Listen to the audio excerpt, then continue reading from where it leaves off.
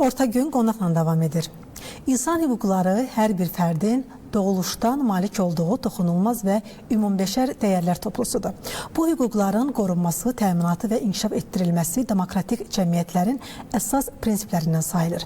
Azərbaycanda da 18 iyun məhz bu dəyərlərin dövlət səviyyəsində təşviqinə və möhkəmləndirilməsinə həsr olunub. 1998-ci ildə Ulu Öndər Heydər Əliyevin təşəbbüsü ilə insan hüquqlarının müdafiəsinə dair dövlət proqramı qəbul edildi və bu mühüm hadisə Prezident İlham Əliyevin 2007-ci il 18 iyun tarixli sərəncamı ilə İnsan Hüquqları Günü kimi rəsmiləşdi. Odur ki, İnsan Hüquqları Günü ilə bağlı mövzunu hüquq müdafiəçisi Konstitusiya Araşdırmaları Fondunun rəhbəri Əlməmməd Nuriyevlə birlikdə müzakirə edəcəyik. Salam Əlməmməd müəllim, xoş gördük sizi. Salam, sizi xoş gördük, hörmətli tamaşaçılarımızı xoş gördük. Əlməmməd müəllim, demokratik respublikamızda bugün insanların, vətəndaşların hüquqları necə və hansı formada qorunur? İlk növbədə onu qeyd etməliyəm ki, ölkəmizdə insan hüquqlarının təkcə tanınması baş verməyib, həm də eyni zamanda real olaraq, praktik baxımdan onun qorunması ön sıradadır. Çünki insan hüquqlarının tanınması bu ilk mərhələdir. Amma hər şeydən əvvəl onun qorunması çox vacib məsələdir və Azərbaycan Respublikasında da bu proses uğurla həyata keçirilməkdədir. Əlbəttə ki, desək ki, hər şey çox əladır, bunu da demək. Eyni zamanda biz zaman-zaman müxtəlif dövlət proqramlarının qəbul edilməsinin şahidi oluruq ki, burada hər zaman dövlət orqanları üçün müəyyən tapşırıqlar var ki, insan hüquq azadlıqlarının daha etibarlı şəkildə qorunmasını təmin etmək. Eyni zamanda düşünməliyik ki, insan hüquqları, ümumiyyətlə hüquqların hüquq yalnız bir imtiyaz deyil, həm də insanın ləyaqətinə verilən bir qiymətdir, onun təbii hüquqlarıdır. Və yaxud siz qeyd etdiniz, doğulan anla insanlar bir çox hüquqlara malik olurlar ki, yəni onun doğulması ilə o hüquqlar var, təbii hüquqlar. Buna da eyni zamanda əlbəttə ki, bu hüquqlar həm tanınmalıdır, həm də qorunmalıdır. Və eyni zamanda biz qeyd etdiyim kimi, hüquq yalnız dövlət tərəfindən verilən bir imtiyaz deyildir. O, insanın varlığına, ləyaqətinə olan hörmətlə bağlı olan məsələdir. Və Azərbaycan Respublikasında da biz bunun hər an, hər addımda görürük. Çünki Azərbaycan Respublikası Prezidentinin təbirincə desək, bizim siyasətimizin mərkəzində insan dayanır və bütün belə deyək, fəaliyyətlərdə insanın rifah halının daha da yaxşılaşdırılmasına, hüquq və azadlıqların qorunmasına xidmət edir. Bu baxımdan hesab etmək olar ki, bu günləri Azərbaycan Respublikasında hüquqlar qorunur və eyni zamanda biz bir mühüm prinsipi də xüsusi olaraq qeyd etmək istərdim. Biz qanun aliliyini qəbul etmişik bir prinsip olaraq. Eyni zamanda Azərbaycan dövlətinin hüquqi təbiəti demokratik hüquqi bir dövlətdir. Və bu baxımdan da hesab edirəm ki, qanun aliliyinin bir prinsip olaraq götürülməsi özü belə məhz insan hüquq və azadlıqlarının qorunması aslında dövlətin öhdəliklərini, pozitiv öhdəliklərin həm də həddini göstərir. Bu baxımdan hesab edirəm ki, hazırki şəraitdə bu hüquqlar qorunur, amma bununla belə bu hüquqların daha etibarlı şəkildə müdafiəsi ilə bağlı da addımlar davam etmelidir. Bir də başqa bir məqamda xüsusi olaraq vurmaq istərdim. O cümlədə bunu insan hüquqlarına da aid etmək olar. Bu sahədə islahatlar başlanır, amma islahatlar sonu görünmür. Yəni daimi olaraq təkmilləşdirmə prosesi olmalıdır. Baxın, siz də qeyd etdiniz, artıq bir aydır ki, biz Azərbaycanda insan hüquqları aylığı keçirilir və Ulu Öndərin təşəbbüsü ilə o zaman Milli Fəaliyyət Planı qəbul edildi 18 iyunda və daha sonra Cənab Prezident 2007-ci ildə bunu elan etdi İnsan Hüquqları Günü və bizdə sadəcə olaraq deyim ki, bu bir ay çərçivəsində insan hüquqları qorunur, bu doğru yanlış, amma sadəcə o fokuslanma daha da diqqətlə, daha da yönəlir bura və eyni zamanda bu istiqamət hansı boşluqlar var, hansı problemlər var, o problemləri aşkar şəkildə müzakirə edilir. Bax, bu günləri Məhkəmə Hüquq Şurasının 20 illiyi ilə bağlı böyük bir beynəlxalq konferans keçirilirdi. Bilirsiniz ki, insan hüquq və azadlıqlarının qorunmasının sonuncu instansiyası məhkəmədir. Və ötən müddət ərzinə baxsaq görə ki, məhkəmələrdən nə qədər böyük bir belə deyək ki, dinamika var, inkişaf vardır.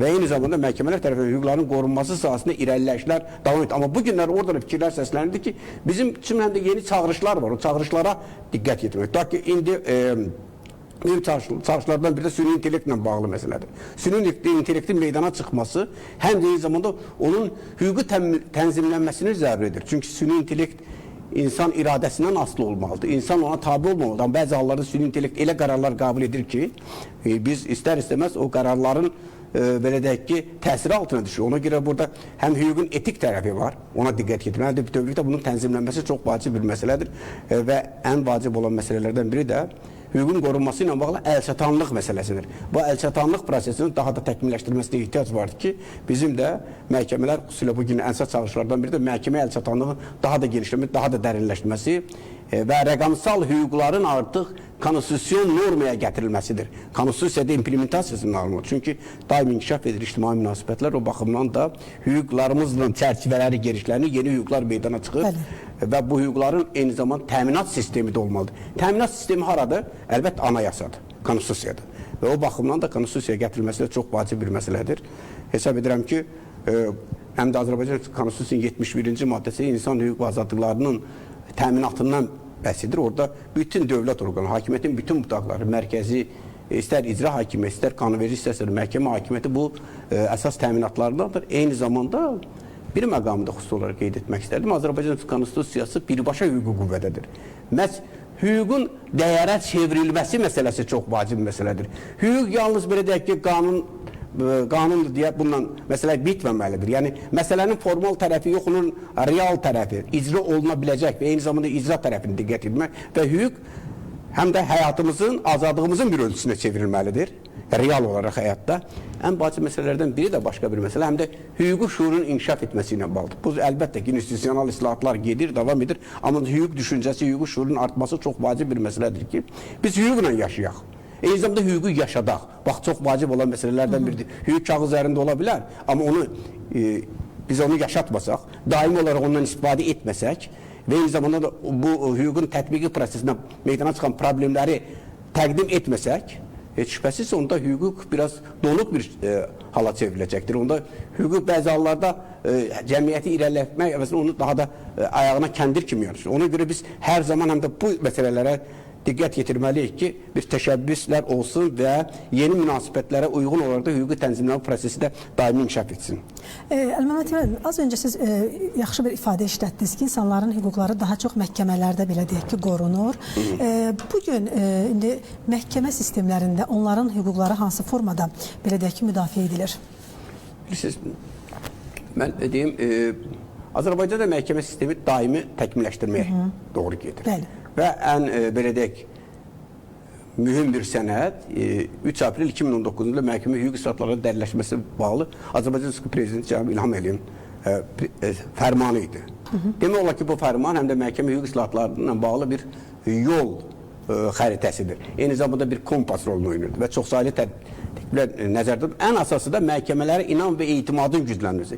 Məhkəmələrə inam və etimad hardan başlanır? Hər şeydən əvvəl qanunun aliyinin təmin, məhkəmə müstəqilliyinin təmin edilməsi məsələsidir. Bu çox vacib bir məsələdir və bu günləri bu istiqamətdə mühüm addımlar. Xüsusilə də vahid məhkəmə təcrübəsinin təkmilləşdirməsi ilə bağlı mütəmadi olaraq başqa bir prosesidir, iştirakçı demokratinin genişlənməsi. Yəni ayrı-ayrı qərarların qəbul edilməsi prosesində ali məhkəmə bugün deyir ki, biz bu məsələni müzakirə edirik və bütün hüquq camiyyəsini, bütün vətəndaşları bu proseslərə cəlb etmək üçün elanı verir, deyir, bununla bağlı təkliflərinizi verin. Bax, bu çox vacib bir məsələdir.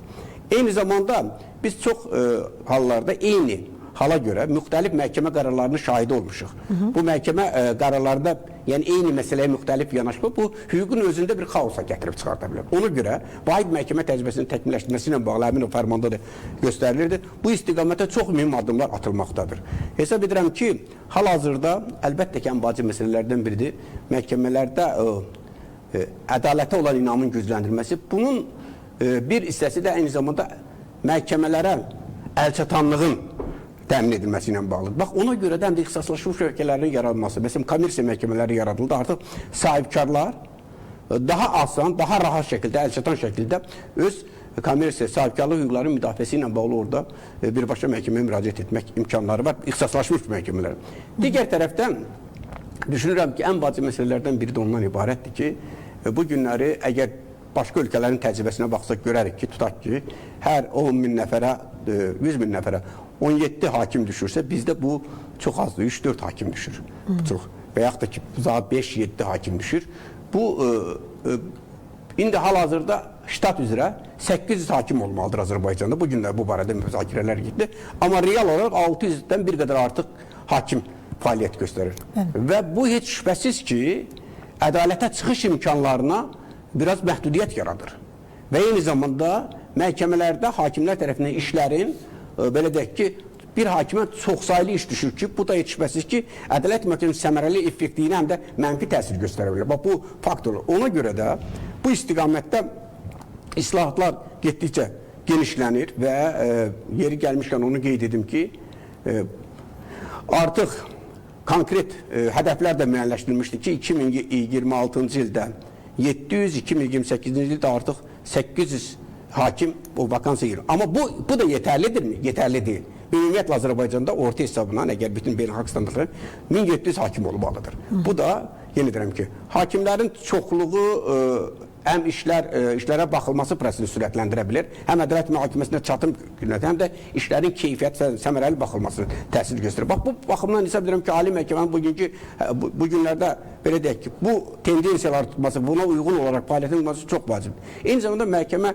hakimlərin fəaliyyətini tənzimləyən məhkəmə hüquq şurasının səlahiyyətlərinin artırılması və orada hakimlərin bütövlükdə bu prosesi yalnız hakimlər tərəfindən baxılması, bu da hesab edirəm çox vacib məsələ. Həm də hakimlərin fəaliyyətinin qiymətləndirilməsi ilə bağlı yeni bir institut yarandı. Bu da çox əhəmiyyətli məsələdir. Yəni bir sözlə, digər tərəfdən onlar əlbəttə ki, imtahan prosesinin şəffaf olması biz daimi olaraq vətəndaş cəmiyyəti olaraq bunu müşahidə edirik və çox şəffaf keçirir məhkəmə prosesi, daha doğrusu hakimlərin seçim prosesi vakansiya yerlərə və eyni zamanda burada da artıq o uzun sürən bir belə deyək ki, imtahanlar prosesi vardı. 7-dən 3-ə endirilməsi. Bu da hesab edirəm ki, hakim korpusunun yeniləşməsinə daha da sürətləndirəcək və bu gün ərazisində hakim korpusunun 60-70% yeniləşmişdir. Yeni gənc hakimlər korpusu gəlir. Əlbəttə ki, hakim üçün ən vacib məsələ ondan ibarət həm də təcrübə məsələsi. Çünki təsadüfi deyil ki, 5 il hüquq sahəsində çalışan şəxslər hakim ola bilər. Bu da çox vacib bir məsələdir ki, çünki onlar insan talelərini əldə edir və eyni zamanda bütün mübahisəli məsələlərin son istinadgahı da məhkəmədir, məhkəmə zallarıdır. Məhkəmə zalları eyni zamanda ləyaqətin qorunması, ədalətin təmin edilməsi məkanına çevrilməlidir. Mən hesab edirəm ki, bu istiqamətdə addımlar getdikcə sürətlənməkdədir və çox maraqlı və eyni zamanda əhəmiyyətli, keyfiyyətli proseslər getməkdədir. Aydındır. Bir məqamda soruşmaq istəyirəm. Əslində bunu gələcək üçün soruşuram. Azərbaycanda insan hüquqları sahəsində hansı pozitiv dəyişikliklər gözləyirsiniz və bu sahədə hansı strategiyalar daha çox vacibdir? Mən hesab edirəm ki, baxın, biz o praktikaya yenidən qayıtmalıyıq. Görürsünüz, Ulu Öndər tərəfindən ilk dəfə 1998-ci ildə birinci insan hüquqları müdafiəsinə bağlı birinci fəaliyyət planı qəbul edilir. Yadınıza gəlirmi? Daha sonra bu fəaliyyət planı səhv edirəm ki, 3 il müddətindeydi. Sonra 2011-ci ildə Cənab Prezident tərəfindən insan hüquqları müdafiəsinin səmərəlinin artırması ilə bağlı fəaliyyət planı qəbul edildi. O da 5 il müddətindeydi. Düşünürəm ki, insan hüquq və azadlıqlarının qorunmasının daha da dərinləşdirilməsi ilə bağlı yeni bir fəaliyyət planına ehtiyac vardır. Hesab edirəm. Bu fəaliyyət planı olması çox vacib məsələ. Həm də bu yeni bir yol xəritəsi. Əlbəttə ki, Azərbaycan Konstitusiyasının bütöv bir fəsli, təsəvvürün 3/1 insan hüquq və azadlıqlarına həsr olunur. Amma eyni zamanda məsələ insan hüquq və azadlıqlarının göstərilməsi deyil, onun real olaraq tətbiqindən söhbət gedir, real olaraq işləməsindən söhbət gedir. Ona görə biz daimi olaraq bu istiqamətdə. Eyni zamanda bu günləri məhkəmələr tərəfindən yenə deyirəm, bu istiqamətdə xeyli böyük işlər görülür. Digər tərəfdən başqa bir məsələ onunla bağlıdır ki, Ombudsman İnstitutu səmərəli, effektiv bir institutlardan birinə çevrilib Azərbaycanda. Bu da düşünürəm ki, çox əhəmiyyətli məsələdir. Və ən vacib məsələlərdən biri də ondan ibarətdir. Bunu hər zaman söyləməliyik. Azərbaycan torpaqları işğaldan azad oldu. Ali Baş Komandanın rəhbərliyi altında 44 günlük zəfərdən sonra və bizim müzəffər ordumuz tərəfindən bizim bütün torpaqlarımız üzərində suverenlik tam bərpa olunmuşdur. Hər şeydən və eyni zamanda milyonlarla məcburi köçkünümüz vardı. Onlar artıq doğma yerlərindən, yəni ilk böyük kütləvi bir hüquq pozuntusu vardı Ermənistanın Azərbaycan işğalı nəticəsində. Bax, bu istiqamətdə də mühüm addımların atılması, doğma yerlərə qayıtması, eyni zamanda onların hüquq və azadlıqlarını, yaşamaq hüququ kimi müqəddəs hüquqlarını, mülkiyyət hüquqları, digər hüquqların qorunmasını daha real şəkildə dövlətimiz tərəfindən təmin edilməsinə gəlir. Amma hesab edirəm ki, yeni bir strategiyaya ehtiyac vardır. Eyni zamanda məhkəmələrin müstəqilliyinin daha da dərinləşməsinə ehtiyac vardır. Eyni zamanda inzibati praktikanın, idarə etmənin, yaxşı idarə etməyə keçid prosesinin daha da sürətləndirilməsinə ehtiyac var. Və bütün məsələlərdə Cənab Prezidentin söylədiyi kimi biz insan mərkəzli, Azərbaycan insanın o bütün siyasətin mərkəzindən də əgər biz bu dönüşü uğurla həyata keçirdik və mən əminəm ki, bu proses gedir və uğurla da davam edəcəkdir, onda Azərbaycan vətəndaşının hüquq və azadlıqları daha real şəkildə olur. Məmur özbaşınalıqlarından bir böyük sədd çəkəcək. Bu da vardır. Çünki cənab prezident dəfələrlə bunu qeyd etmişdir və hesab edirəm, amma yenə də bu istiqamətdə də xeyli belə deyək, keyfiyyətli nəticələr davam etməkdədir və mən düşünürəm ki, həm də qanunvericiliyin təkmilləşdirilməsi istiqamətində biz fəaliyyətimizi davam etdiririk. Həm də hökumətin açıqlığı daha da olmalıdır. Hökumət şəffaflıq, hesabatlığı daha da artırılmalıdır. Eyni zamanda hakimlərin hesabatlıq sistemi də olmalıdır. Ya tutaq ki, hakim hansı müddətdə, hər bir hakimin illik hesabatları olmalıdır. O hansı müddətdə işə baxdı, işə baxması ilə bağlı apellyasiyaya nə qədər işlər getdi və yaxud da ki, onun qərarları nə qədər ləğv olundu, nə qədər belə deyək ki, bütövlükdə gecikmələr oldu. Bütün hər bir hakim eyni zamanda şəffaf şəkildə hesabatlı olacaqsa, çünki əlbəttə hakim hər hansı bir orqana birbaşa hesab, amma ictimaiyyət qarşısında hesabatlıq çox vacib məsələdir. Məhkəmələr üçün bu sistem qurulub. Bütövlükdə bütün məhkəmə, məsələn, instansiya məhkəmə, birinci instansiya, apellyasiya və amma bütövlükdə həm də eyni zamanda fərdi belə də hesabatlıq sistemində qurulması çox yaxşı olardı. Bu da vacib məsələdir və vətəndaş cəmiyyətinin bu prosesdə mühüm rolu var. Çünki hüquqları bilmədən hüquqlara əməl etməkdə xeyli çətinlik yox. Amma bu missiyada daha çox vətəndaş cəmiyyəti üzərinə düşür. Hesab edirəm, vətəndaş cəmiyyəti də bu istiqamətdə fəaliyyətlərini daha da genişləndirməlidir. Və çox yaxşı ki, hər il Qeyri Dövlət Test Agentliyi tərəfindən çox müxtəlif layihələr və insan hüquq azadlıqları ilə bağlı insan hüquqları maliyyələşdirilir, dəstək verilir. Bu, istər-istəməz elbət öz izini buraxır. Amma şübhəsiz ki, biz yeni platformalara ehtiyac var ki, insan hüquqları müdafiəsi ilə bağlı düşünək, bununla bağlı və nə qədər bu proses açıq olacaqsa, heç şübhəsiz ki, biz zamanında məlumatları, problemləri həm də dövlət orqanları ötürmək imkanımız var və ən vacib məsələlərdən bir də sonunda onu demək istərdim ki, qərar qəbul etmə prosesində ictimai iştirakçılığı genişləndirməliyik. Aydındır. Bəs ümumiyyətlə beynəlxalq hüquq və regional tərəfdaşlıq çərçivəsində təşəbbüslər nədən ibarətdir? Məsələn, bu sahədə üzərimizə hansı öhdəlik düşür? Azərbaycan indiyə qədər 73-dən artıq beynəlxalq konvensiya, belə də insan hüquqları müdafiəsi ilə bağlı aktlara qoşulmuşdur. Bəli. Bu aktlar Azərbaycan üzərinə təkcə öhdəliklər qoymur. Eyni zamanda islahatlara təkan verir, institusional dəyişikliklərə təkan verir. Və bu səmərəli bir platformalarda biz varıq əlbəttə ki. Eyni zamanda beynəlxalq təcrübənin, müsbət təcrübənin ölkəyə gətirilməsinə yeni bir imkanlar verir. Bu baxımdan Azərbaycan indi belə deyək, BMT-nin üzvüdür, Avropa İnsan Hüquqları Məhkəməsinin yurisdiksiyasındadır. Yəni Avropa Əsas İnsan Hüquq Azadlıqları Konvensiyası Azərbaycandadır. Azərbaycanda belə deyək, hüququ və malikdir. Bizim məhkəmələr tərəfindən Avropa İnsan Hüquqları Məhkəməsinin prezident hüququna istinad edilir. Orada bir çox qərarların qəbul edilməsinə əsas götürülür. Eyni zamanda bu günləri ölkə daxili müdafiə vəsitələri bitəndən sonra, yəni vətəndaşımız həm də o imkanı var ki, beynəlxalq platformalara müraciət etsin. Məsələn, Avropa İnsan Hüquqları Məhkəməsinə müraciət etsin, BMT-nin məhkəmələrinə müraciət etsin. Bununla bağlı məsələlər. Yəni bu belə həm regional, həm də beynəlxalq platformalarda Azərbaycan vardır. Amma bu platformalarda daha geniş miqyasda iştirak genişlənməlidir. Məsələn, indi bir ay bundan əvvəl Azərbaycana Qlobal Cənub platforması bütün 116 ölkənin vətəndaş cəmiyyəti iştirak etdi. Bir çox maraqlı orada belə deyək ki, bir deklarasiya qəbul etdik, bəyannamə qəbul etdik. Hesab edirəm ki, belə platformalarda, beynəlxalq platformalarda həm də vətəndaş cəmiyyətinin də iştirakı genişlənmə, eyni ayrı-ayrı dövlət orqanlarının. Biz BMT-nin mütəmadi olaraq müxtəlif hüquqlarla bağlı, sosial-iqtisadi, mədəni hüquqlarla bağlı hesabatlar veririk. Dövrə hesabatlar veririk. Həm dövlət verir, həm vətəndaş cəmiyyəti verir. Amma eyni zamanda təkcə bu deyil. Eyni zamanda bizim qonşuluğumuzda nələr baş verir və onların da insan hüquqlarının vəziyyəti ilə bağlı eyni zamanda bizim o imkanımız da var ki, belə bir məruzələrlə, alternativ belə də hesabatlarla təqdim edilir. Məsələn, Ermənistan tərəfindən Azərbaycanlara məxsus mədəni hüquqların, mədəniyyət abidələrinin darmadağın edilməsi ilə bağlı çox yaxşı hesabatlarımız olub. Ermənistanda insan hüquq və azadlıqlarının vəziyyəti ilə bağlıdır. Çünki bəzi hallarda bizim bilirsiniz ki, Azərbaycana münasibətdə heç də hər zaman obyektiv yanaşma yoxdur. İkili standartlar vardır. Bəzi hallarda ümumiyyətlə Azərbaycandakı torpaqlar 30 il işğal altında oldu, sustular. Bizim insan hüquqları, beynəlxalq insan hüquq təşkilatı. Amma elə ki, gəldi göz torpaqlarımı azad edilən, dərədilir. Yox, siz bunu etməməlisiniz. Niyə etməməliyik? Mənim vətəndaşımız illərlə hüquqları pozulur. Ən mühüm hüquqları pozulur. Fundamental hüquqları, yaşamaq hüququ pozulur.